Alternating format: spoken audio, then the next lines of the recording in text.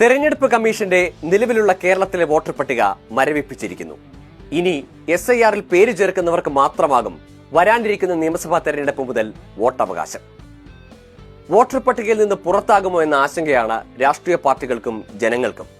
നിലവിലെ വോട്ടർ പട്ടികയിലെ അനർഹരെ ഒഴിവാക്കി അർഹതയുള്ളവരെ ഉൾപ്പെടുത്തണമെന്നായിരുന്നു രാഷ്ട്രീയ പാർട്ടികളുടെ ആവശ്യമെങ്കിലും അത് പരിഗണിക്കപ്പെട്ടില്ല. പകരം കേരളത്തിൽ അവസാനമായി SIR നടന്ന 2002 വോട്ടർ പട്ടിക ആധാരമാക്കിയാണ് പരിഷ്കരണം. ഇനി വോട്ടർ പട്ടികയിൽ ഇടം നേടുന്നത് എങ്ങനെയെന്ന് നോക്കാം. 2002 വോട്ടർ പട്ടികയിൽ പേരുള്ളവർക്കും അവരുടെ മക്കൾക്കും രേഖകളൊന്നും സമർപ്പിക്കാതെ വോട്ടർ പട്ടികയിൽ പേര് ചേർക്കാം. എന്നാൽ സ്വന്തം പേരോ മാതാപിതാക്കളുടെ പേരോ 2002 വോട്ടർ പട്ടികയിൽ ഇല്ലെങ്കിൽ തങ്ങൾ ഇന്ത്യൻ പൗരന്മാരാണെന്ന് തെളിയിക്കാൻ തെരഞ്ഞെടുപ്പ് കമ്മീഷൻ പറയുന്ന 12 രേഖകളിൽ ഒന്ന് സമർപ്പിച്ചാൽ മാത്രമേ വോട്ടവകാശം പുനഃസ്ഥാപിക്കാനാകൂ. എന്തൊക്കെയാണ് ആ 12 രേഖകൾ?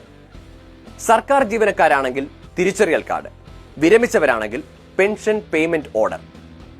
സർക്കാർ, തദ്ദേശ സ്വയംഭരണ സ്ഥാപനങ്ങൾ, ബാങ്കുകൾ, പോസ്റ്റ് ഓഫീസുകൾ, LIC, പൊതുമേഖലാ ബാങ്കുകൾ എന്നിവ 1987 മുൻപ് നൽകിയ തിരിച്ചറിയൽ കാർഡ് ഉപയോഗിക്കാം. ജനന സർട്ടിഫിക്കറ്റ്, പാസ്പോർട്ട്, അംഗീകൃത ബോർഡുകളും സർവകലാശാലകളും നൽകുന്ന വിദ്യാഭ്യാസ സർട്ടിഫിക്കറ്റ്, സ്ഥിര താമസം തെളിയിക്കുന്ന സംസ്ഥാന സർക്കാർ സർട്ടിഫിക്കറ്റ്, വനാവകാശ സർട്ടിഫിക്കറ്റും ഉപയോഗിക്കാം. ജാതി സർട്ടിഫിക്കറ്റ്, ദേശീയ പൗരത്വ രജിസ്റ്റർ, അത് ബാധകമാകുന്ന ഇടത്ത് മാത്രം. സംസ്ഥാനം തയ്യാറാക്കുന്ന ഫാമിലി രജിസ്റ്റർ, സർക്കാർ ഭൂമിയോ വീടോ അനുവദിച്ചതിന്റെ സർട്ടിഫിക്കറ്റ്. 12ാമതായി ആധാർ കാർഡ്. 2002 പഴയ പട്ടിക അടിസ്ഥാന രേഖയാക്കുന്നതോടെ കേരളത്തിൽ 50 ലക്ഷത്തിലേറെ വോട്ടർമാർ പട്ടികയിൽ നിന്ന് പുറത്താക്കപ്പെടുമെന്നാണ് ആശങ്ക. മരിച്ചവരുടെയും ഇരട്ട വോട്ടുള്ളവരുടെയും പേരുകൾക്കൊപ്പം കുടിയേറിയവർ, വിദേശികൾ എന്നിവരുടെ പേരുകളും നീക്കപ്പെടും. ഇനി 2002 വോട്ടർ പട്ടികയിൽ സ്വന്തം പേരില്ലാത്തവരും മാതാപിതാക്കളുടെ പേരില്ലാത്തവരും എന്താണ് ചെയ്യേണ്ടതെന്ന് നോക്കാം. ഇക്കൂട്ടരെ തെരഞ്ഞെടുപ്പ് കമ്മീഷൻ 3ആയി തരംതിരിച്ച് അവർക്ക് വോട്ടവകാശം ലഭിക്കാൻ സമർപ്പിക്കേണ്ട രേഖകൾ ഏതൊക്കെയാണെന്ന് വ്യക്തമാക്കിയിട്ടുണ്ട്. 1987 ജൂലൈ 1 മുൻപ് ജനിച്ചവർ സ്വന്തം ജനന തീയതിയും ജനന സ്ഥലവും തെളിയിക്കുന്ന രേഖ സമർപ്പിച്ചാൽ മതി. 1987 ജൂലൈ 1 2004 ഡിസംബർ 2 ഇടയിൽ ജനിച്ചവർ സ്വന്തം ജനന തീയതിയും ജനന സ്ഥലവും തെളിയിക്കുന്ന രേഖ കൂടാതെ മാതാവിന്റെയോ പിതാവിന്റെയോ ഏതെങ്കിലും ഒരാളുടെ ജനന തീയതിയും ജനന സ്ഥലവും തെളിയിക്കുന്ന രേഖയും നൽകണം.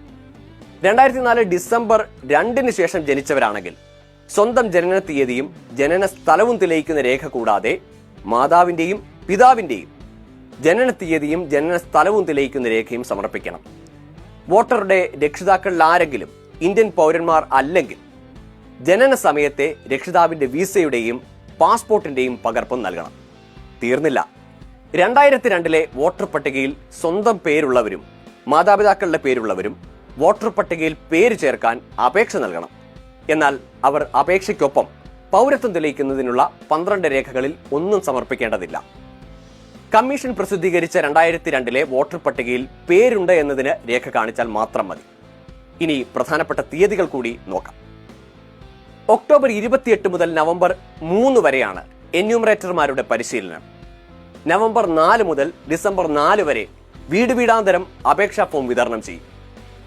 ഡിസംബർ 9 SIR കരട് വോട്ടർ പട്ടിക പ്രസിദ്ധീകരിക്കും.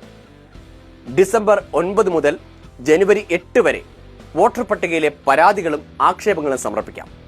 ഡിസംബർ 9 മുതൽ ജനുവരി 31 വരെ പരാതികളിൽ നോട്ടീസും ഹിയറിംഗും പരിശോധനയും നടക്കും. 2026 ഫെബ്രുവരി 7 SIR അന്തിമ വോട്ടർ പട്ടിക പ്രസിദ്ധീകരിക്കും.